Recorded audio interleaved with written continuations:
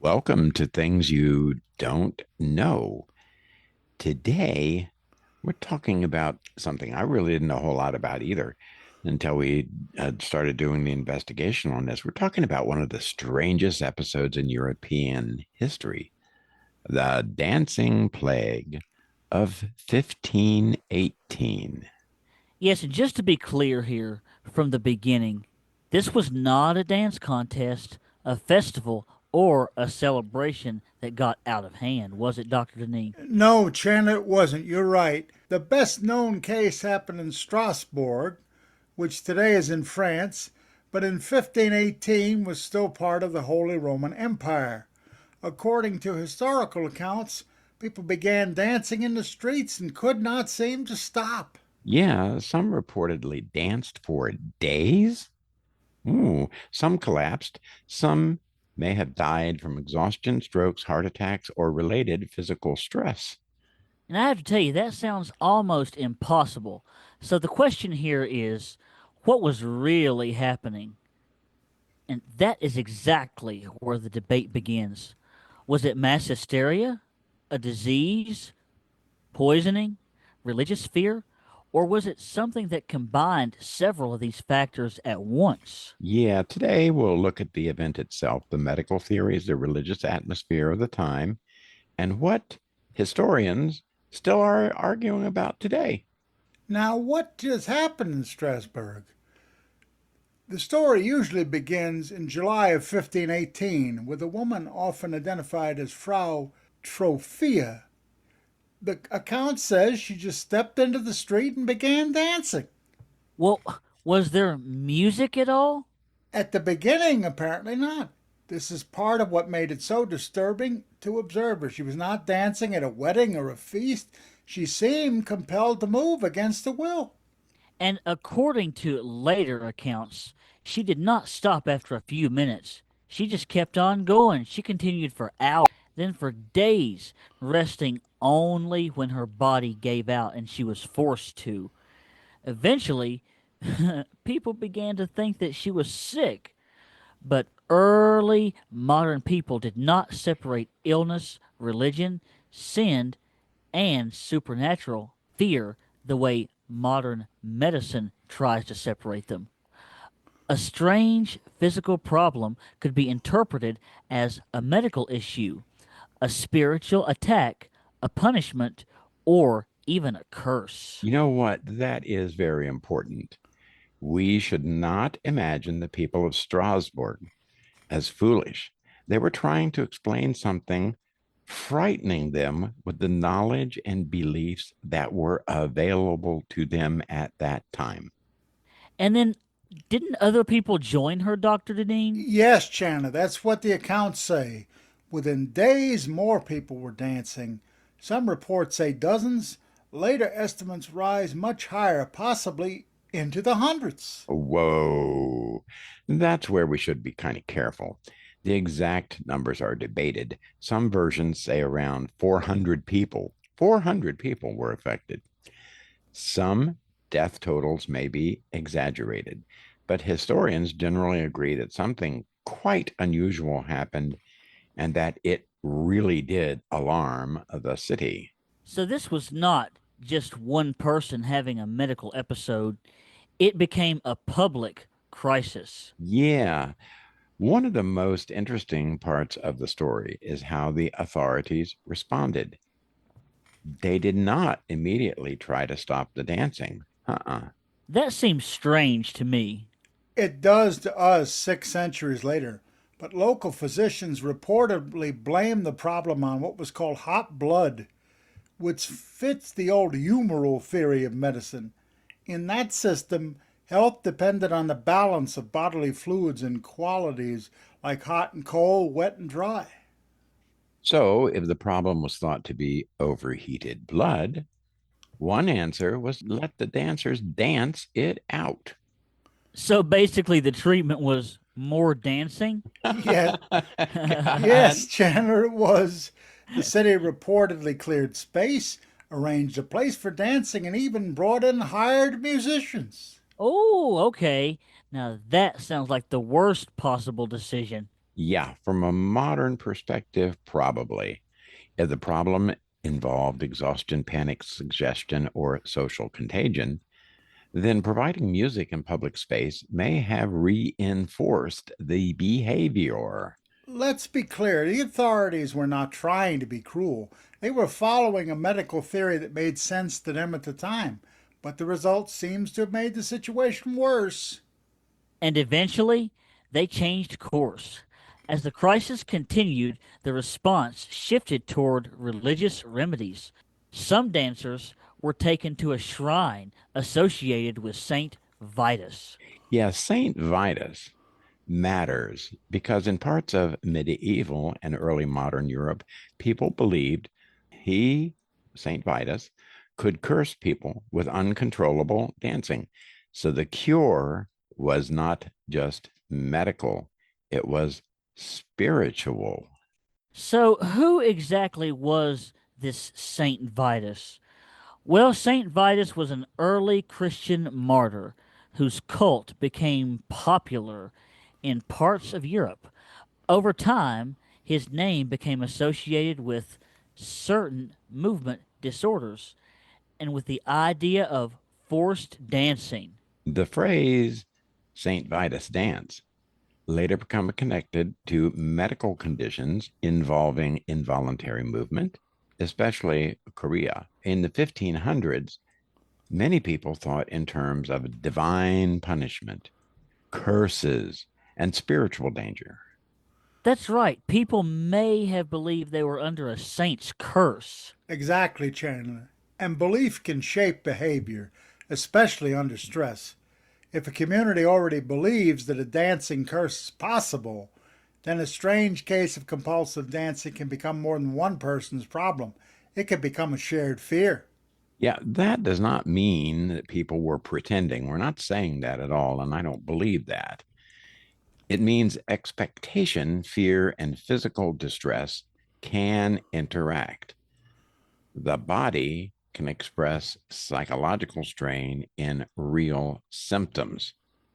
That's right, so mass hysteria does not mean fake. The better word here is often mass psychogenic illness.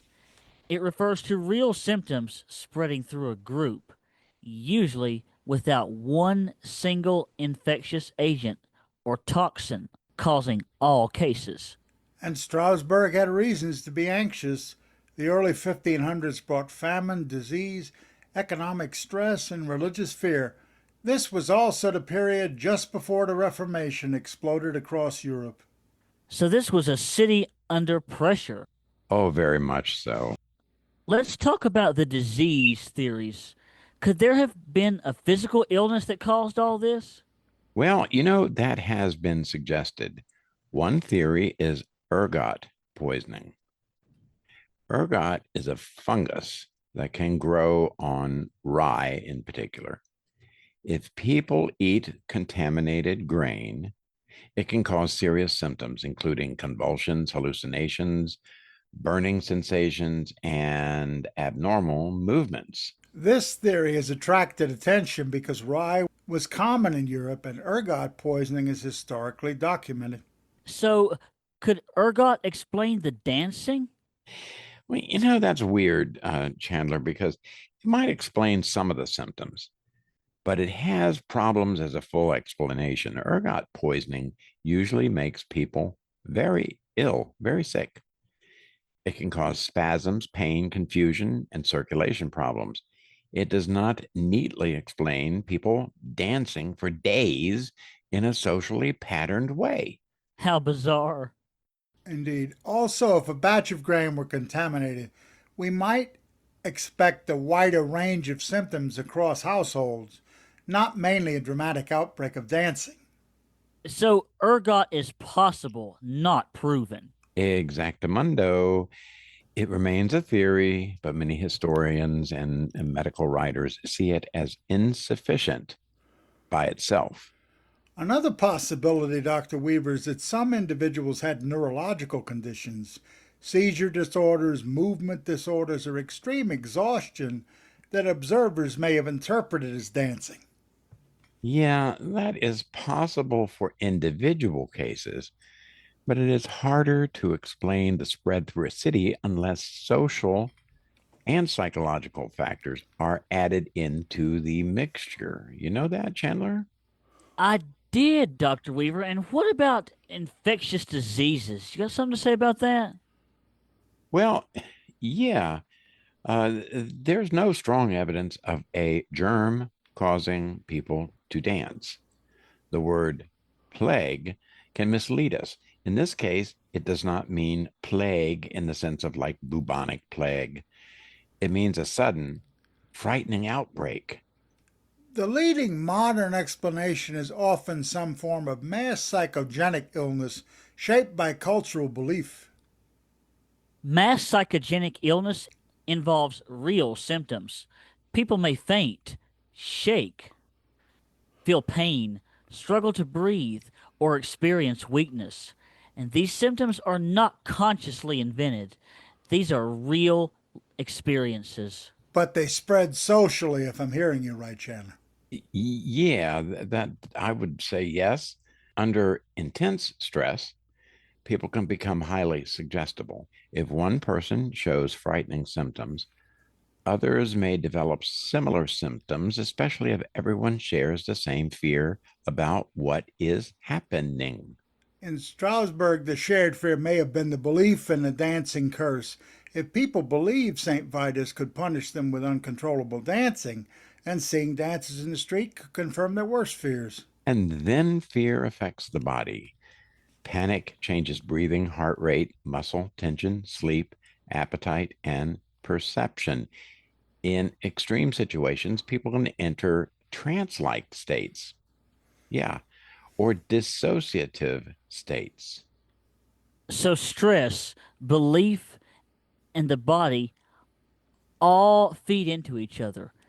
And if the city's first treatment was to create more public dancing, it may have strengthened the pattern. It does seem sort of bizarre, doesn't it, Chandler, It that they would seems do that? very bizarre and quite interesting, I must say, Dr. Weaver. Yeah. So go ahead, Dr. Deneen. To me, it turned a frightening symptom into a public event. More people saw it, more people heard about it, and the fear spread. Well, now that makes the story less mysterious, but still quite disturbing, I have to say. Well, yeah, it becomes a lesson in how powerful social belief can be when people are already under pressure. But why dancing? Why not fainting or screaming or anything else but dancing, Dr. Deneen? Chandler, that's one of the key historical questions. Dancing manias had appeared before in parts of Europe. There were earlier outbreaks along the Rhine and nearby regions. So the behavior had a cultural pattern. Which is strange. In other words, people already had a script for what this kind of affliction looked like. A script, Dr. Weaver? Yeah. Not a written script, but a cultural expectation. If people believe a curse makes victims dance, then severe emotional or physical crisis may take that form. That is one reason historians take religion so seriously in this story. Remember, this is a medieval society. Religious fear was not just a background, it helped determine how people interpreted the event and how they responded to it. So the dancing was partly a symptom and partly a language that people understood. I guess that's a fair way to put it. The body was expressing distress in a form that culture recognized. And that's why we should avoid treating the episode as simply bizarre. To the people involved, it was terrifying, meaningful, and urgent. Okay, let's turn to what historians still debate. Yeah, Dr. Weaver, the first question here is how many people were actually affected by this? That remains uncertain. Some accounts say hundreds. Some later retellings may have increased the numbers. The sources are real, but they don't have the accuracy of modern medical records at all. And death counts are especially difficult. Some reports describe death from exhaustion or heart failure, but historians debate how many people actually died directly from the dancing. Second question. Was Frau Troffea definitely the first case? She appears in the traditional account, but historians still have to be cautious. Her story comes through sources that are not always as direct or as detailed as we would like. The third question, was this merely psychological, religious, environmental, or medical? The strongest modern explanation combines psychological stress and cultural belief, but that does not completely rule out physical illness in some cases. A few people may have had neurological problems. Some may have been malnourished. Some may have been exhausted or ill before they ever began dancing. But a purely physical explanation struggles to explain the social spread. Now, the fourth question here. Why did it stop? That is also debated. It may have faded because the city changed its response. Instead of encouraging more dancing, authorities began discouraging it and moved sufferers into a religious healing framework through the shrine.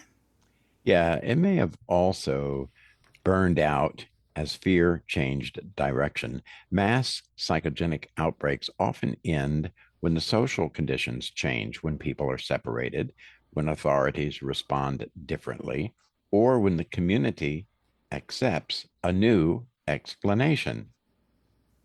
And fifth, why don't we see this exact thing happening today? That is a really good question. We do see mass psychogenic illness today, but not usually as dancing plagues. The symptoms reflect the culture. Modern outbreaks may involve fainting, nausea, breathing trouble, weakness, or fears of a chemical exposure. The form changes because the fears change. In 1518, a dancing curse made sense to many people. Today, people are more likely to fear toxins, gas leaks, viruses, or technology. So, what should listeners take away from this episode, Dr. Weaver? Well, the dancing plague reminds us that the mind and body are not separate in the simple way people often imagine. Social stress can become physical suffering. Second, it shows that historical events have to be understood in their own world and their own time.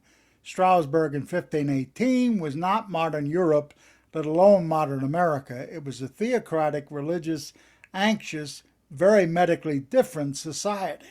And third, it shows that bad public health decisions can worsen a crisis, even when leaders mean well. Yeah, you're really right. The city's early decision to encourage dancing was based on the best available explanation at the time, but it may have intensified the outbreak for sure. Fourth, it shows that historians must work with imperfect sources. We have records, but not enough to answer every question. And finally, it shows that mass fear can become contagious. Yeah, that is the point that still matters today. Panic can spread, symptoms can spread, explanations can spread. And once a community accepts a frightening interpretation, people may experience real physical effects. So, ladies and gentlemen, the dancing plague of 1518 remains one of history's most unusual public crises. It was not a plague in the ordinary infectious disease sense, but it behaved like an outbreak. It spread from person to person, frightened the city, overwhelmed authorities, and left later generations trying to explain it and make sense of it. Yeah, that's right. Was it ergot poisoning? Probably not by itself. Was it a neurological disease? Possibly in some individuals, but not enough to explain the whole event. Was it mass psychogenic illness shaped by fear, famine, religious belief, and social stress? Well, that's probably the leading explanation here. But the debate is not completely closed. The sources leave gaps, the numbers are uncertain, the exact cause may never be known. Still, the dancing plague is more than just a strange story. It is a window into how people understand illness, fear, religion, and the body. And it reminds us that every age has its own fears. The symptoms may change, but human tendency to absorb fear from surrounding community remains. That, my friends, is where history is useful. It does not just tell us what happened, it helps us recognize patterns in ourselves. Thanks for joining us on Things You Don't Know. Yeah, please like, comment, and subscribe. And let us know what other unusual events from history you would like us to explore. Happy 250th birthday, United States. Thanks for listening, guys, and we'll see you next time. Bye for now. All right, bye for now.